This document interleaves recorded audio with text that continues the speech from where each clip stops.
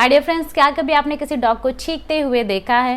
Dear friends, कोई dog तब छींकता है जब उसे किसी के साथ खेलना होता है, यानी कि वो इंडिकेट कर रहा होता है आपसे कि वो आपको हार्म नहीं पहुंचाएगा, वो आपके साथ सिर्फ खेलेगा। सेम वो दूसरे डॉग को भी इंडिकेशन देता है कि वो उन्हें हार्म नहीं पहुंचाएगा, सिर्फ और सिर्फ उनके साथ खेलना चाहता है। आई होप इंटरेस्टिंग फैक्ट जान के आपको अच्छा लगा होगा। ऐसी और इंटरेस्टिंग वीडियो को देखने के लिए चैनल को सब्सक्राइब करना ना भूलें। और नेक्स्ट टाइम अगर आपको कोई डॉग छींकते हुए दिखे, दैट मीन्स वो आपके साथ सिर्फ खेलना चाहता है।